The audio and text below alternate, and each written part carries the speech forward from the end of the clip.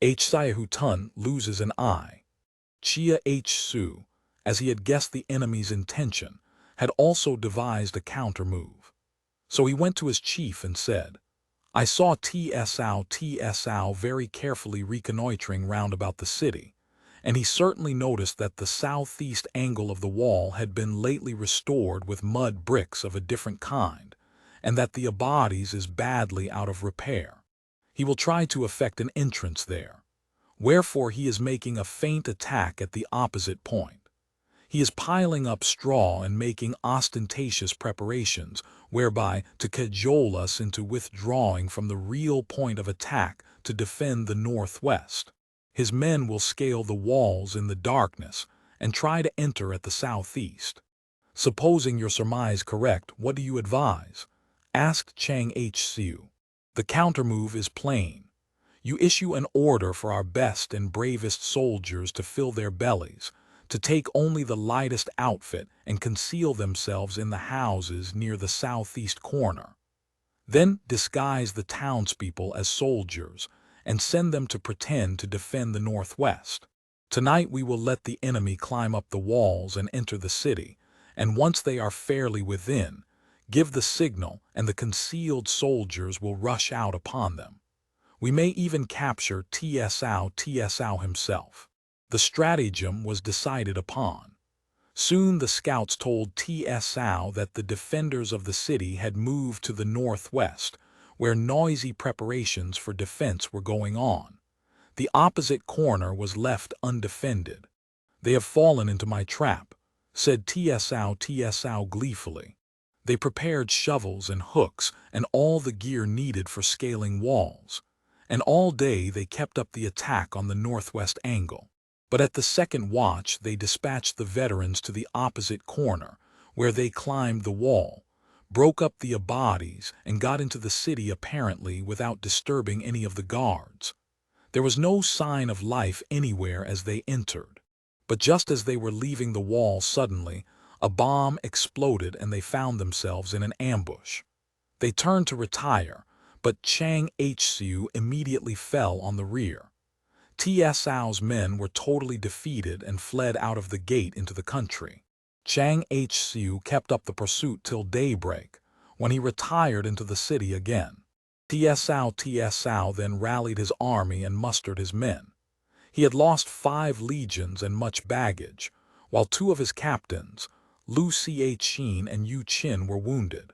Hsiahou being thus worsted, Chang Hsiu rode off to Liu Pao to cut off his retreat that he might be utterly destroyed. An army was preparing for this purpose, when a scout came to say that Sun Tse had encamped at Hukou. Kui Liang urged the immediate departure of the expedition, as he said this move of Sun Tse was part of Hsiao's strategy, and there would be never-ending regret if he were allowed to escape. Wherefore Liu Pao moved out with his army to Ansheng, leaving Huang Tzu to hold the point of vantage. Chang Hsiu, having been informed of the movement to attack his enemy in the rear, went with Chia Hsu to smite him once more. In the meantime Hsiao's army, marching very leisurely, had arrived at Hsiancheng. Walking one day beside the Yushui River, he suddenly uttered a great cry, and when his officers asked the reason thereof, he replied, "I remembered that here, only a year ago, I lost my great Captain Tyne Y. Is that not a reason to grieve?" Thereupon he gave orders to halt while he should make a great sacrifice and mourn for his lost leader. At the ceremony he himself burned incense and wailed and prostrated himself. The army was much affected by his devotion. After the sacrifices to the lost hero, he sacrificed to the names of his nephew Tsao N Ming and his eldest son Tsao N, both of whom had died at the same time. He also sacrificed to his lost soldiers, and even to his steed which had been killed by an arrow.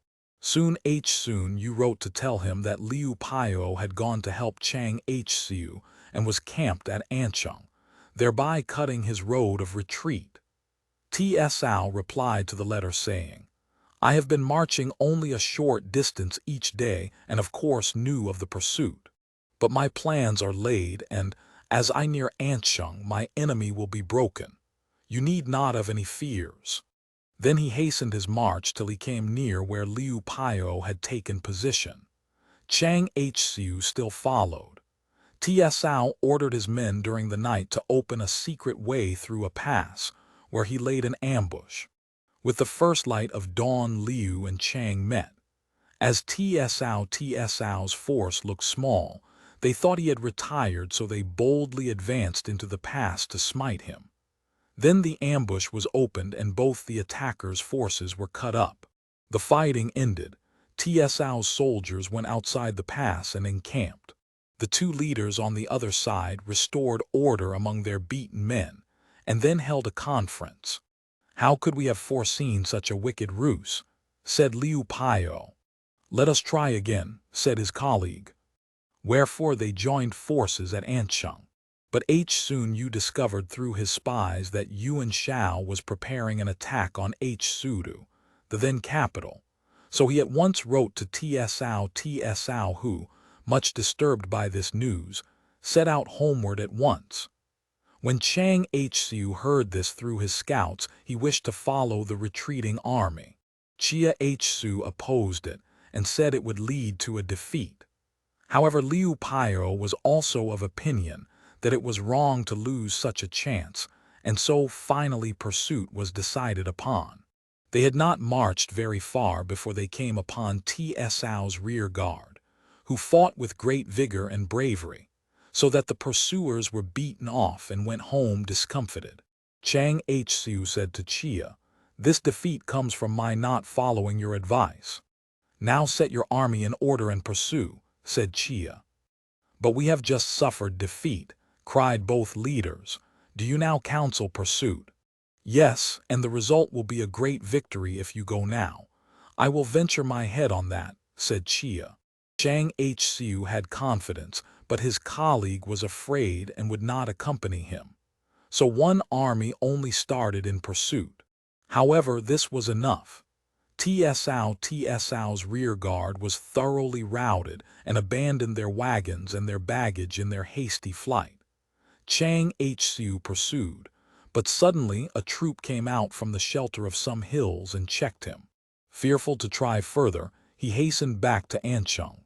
The other general, Liu Piao, asked the advisor to explain his apparent inconsistency. "When our veteran and brave soldiers were going to pursue those who retreated, you said our men would lose the day, and when defeated men pursued the victors, you foretold victory. You were right in both cases, but we wish you would enlighten us." "It is easy to explain. You, generals, although skilled leaders, are not a match for our enemy.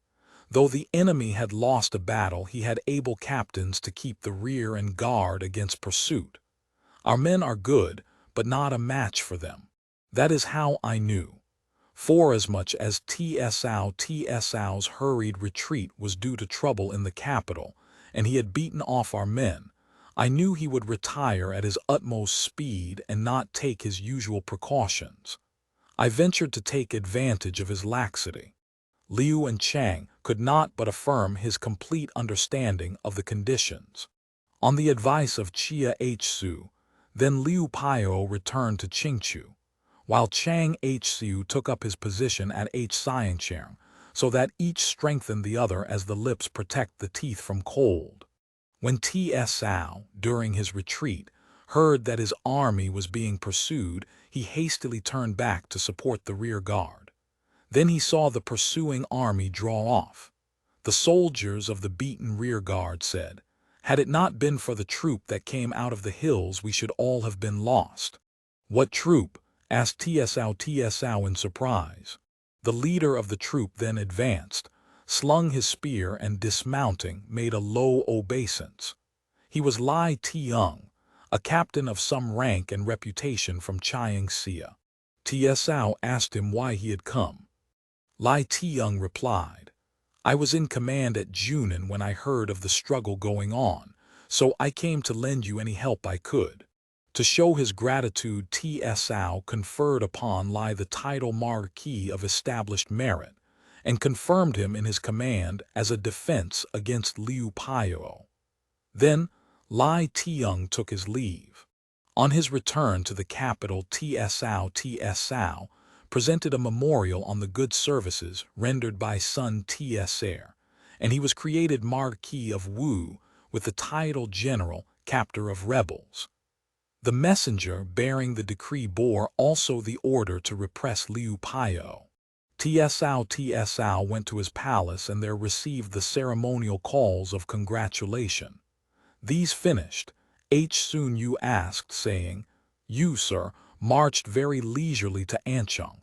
How came it that you felt certain of victory?"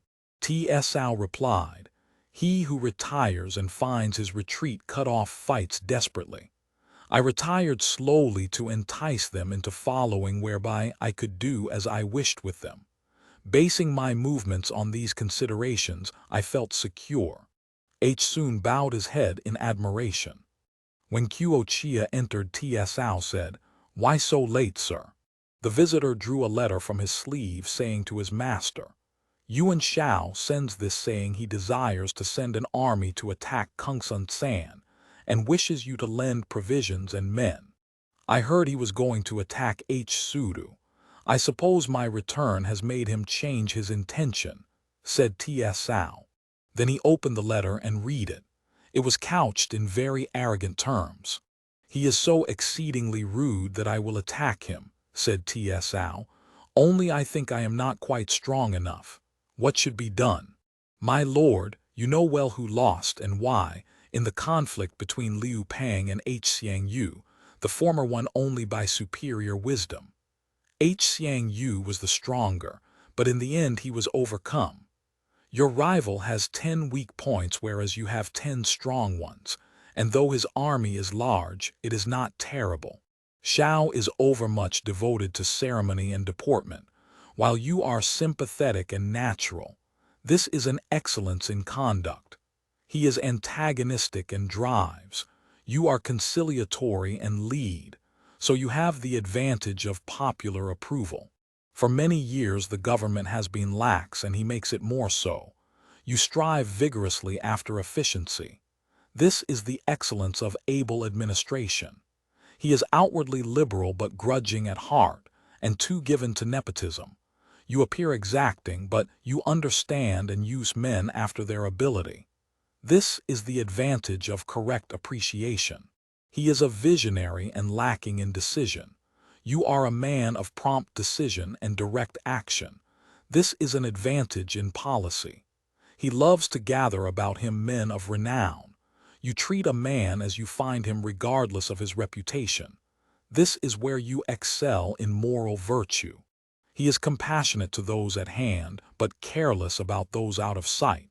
Your care is all-embracing. This is where you excel in humanity. He lends a ready ear to calumny and is misled. You may be flooded with evil counsel, but you preserve independence. This is where you excel in perspicacity. His sense of right and wrong is confused. Your appreciation is accurate and clear. This is where you excel in administrative capacity. He loves the make-believe force, but is ignorant of military essentials.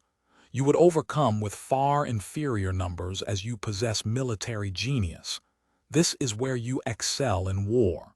With your 10 superiorities, you will have no difficulty in overcoming Shao. How can I be worth as much as you say? Said Hsiahou, smiling. What he has said about the 10 points in your favor agrees exactly with what I think, said Hsiahou. Shao's army is not formidable in spite of its size.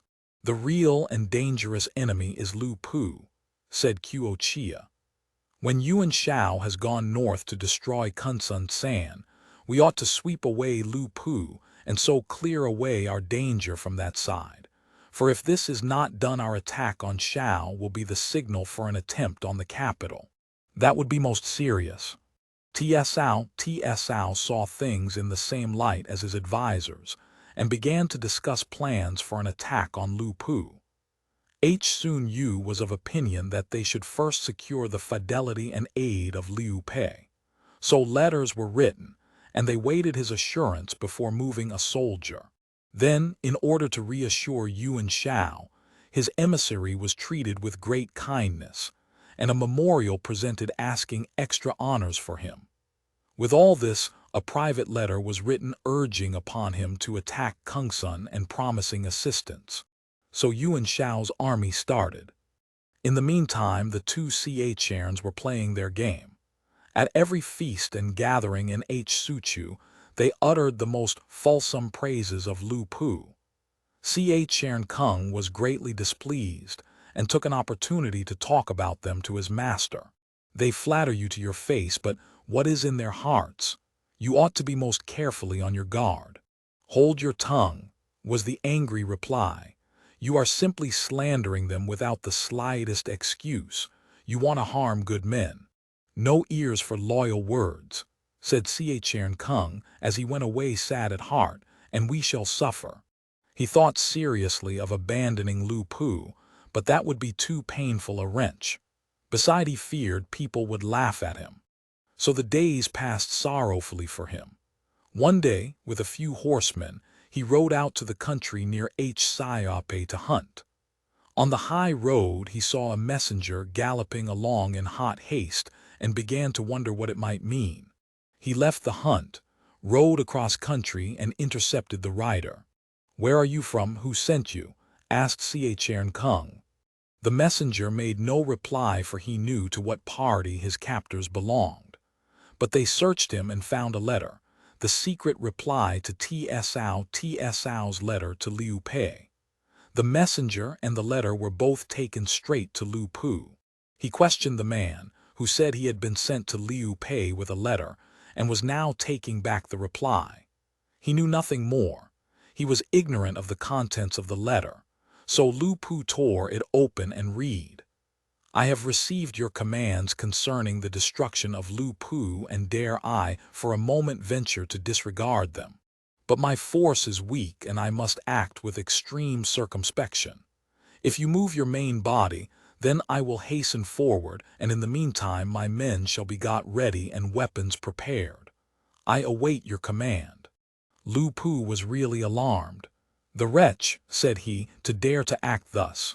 The unhappy messenger was put to death and counter-moves planned. Chian Kung and Sang Pa went to enlist the help of the Tiatian bandits and take Yanchu and Shantung. Cao Shun and Chang Liao went to attack Liu Pei in Piaikirng. Sung Hsiu and Hsu went west to attack Jiang, and Lu Pu took command of a large body of men, ready to afford help wherever needed. The departure of the army under Cao Shun against Hsiahou was told Liu Pei, who assembled his officers at a council. Sun Xiaqin advised sending a message to the capital to inform Tsao of their danger, and in response to the chief's call, Qin Yang, a fellow townsman of Liu Pei's, offered to take the message. Up to that moment he had served as a secretary. So a letter was written, and the late secretary set out at once on his journey.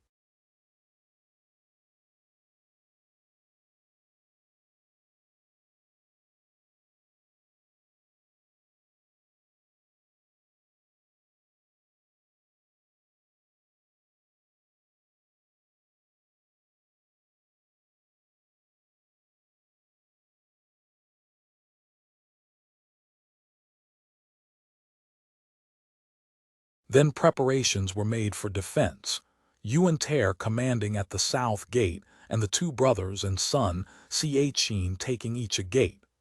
Mai Chu and his brother Fang commanded the family guard.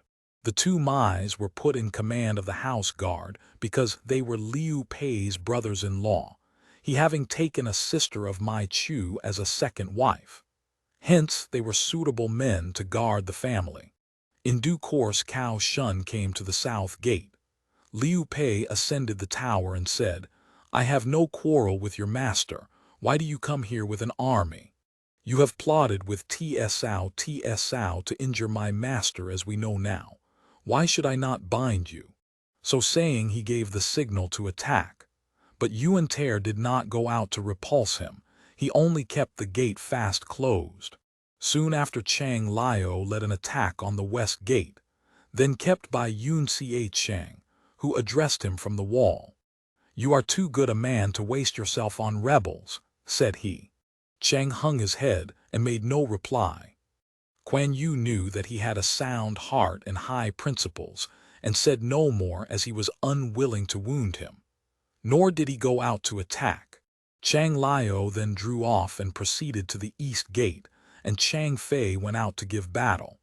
Soon it was told Kuan Yu, who came over quickly. He saw Chang Fei going out, but Chang Liao was already withdrawing. Fei wished to pursue, but his brother held him back. "He is afraid and so has gone away. It would be best to pursue," said Fei. "No," said his brother. "As a warrior he is not inferior to either of us, but I have spoken a few straight words and they have sunk deep. He is repentant, and that is why he will not meet us." So Chang Fei understood, and the gates were shut and orders given for careful defense. When Liu Pei's messenger reached the capital, he saw Hsiahou, who told him what had happened. The advisors were called to discuss a plan. Hsiahou said, "I wish to attack Lu Pu. I fear not Yuan Shao, but Liu Pio and Chang Hsiu may attack me in the rear." Sun Yu replied, "Both these latter have been too recently defeated to do anything so rash. But Lu Pu is a bold fighting man, and if he joined forces with Yuan Shu and they set themselves to conquer Hui and Su Ten, the problem would be difficult." Then spoke Chia, "Let us take advantage of the moment before they have fully made up their mind, smite before they are fully prepared." And Tsao did so. 5 legions with 4 captains were sent in advance. Tsao commanded the rear army, which marched by divisions, and Qin Yung brought up the rear. Soon the scouts informed Cao Shun. He sent flying messengers to Lu Pu, who detached 200 horse to assist him. Cao Shun posted this reinforcement about 30 li from the city to meet Tsao's army. He followed close. When Liu Pei saw the enemy retiring from the city, he knew Tsao's army was close at hand. So, making arrangements for guarding the city within, he and his 2 brothers marched their men out of the city and made a camp, that they might be ready to assist. Now the division of Tsao's army under Hsiahou, having marched out in advance, first came into touch with Cao Shun. The former captain at once rode out with spear set and offered a challenge. It was accepted, and the 2 leaders fought 100 bouts. Then Cao Shun began to weaken and had to own he had lost the day. His adversary pressed him hard, and he rode round to the rear of his array. Tun was not the man to quail, so he followed right into the enemy's country. Then Tsao Hsing, one of the captains, secretly strung his bow, fitted an arrow, and when Tun had come quite near, shot at him. The arrow hit Hsiahou full in the left eye. He shrieked, and putting up his head, pulled out the arrow and with it the eye. "Essence of my father, blood of my mother, I cannot throw this away," cried he, and he put the eye into his mouth and swallowed it. Then, resuming his firm grip of his spear, he went after this new enemy. There was no escape for Tsao Hsing. He was overtaken and fell with a spear wound full in the face. Both sides were stricken dumb with amazement. Having thus slain the man who had wounded him, Tun rode back toward his own side. Cao Shun went in pursuit and, waving on his men, attacked so vigorously that he won the day. Hsiahou saved his elder brother, with whom he fled. The various divisions rallied at Chaipai and made a camp there. Cao Shun, having scored this victory, returned to attack Liu Pei. And as Lu Pu opportunely arrived with Chang Liao, these 3 arranged their forces so that each attacked one of the brothers. Dauntless was Tun, that warrior bold, his courage had been proved of old. But smitten sore one hapless day, he might not in the battle stay. The fate of Yuan Ter will be told in the next chapter.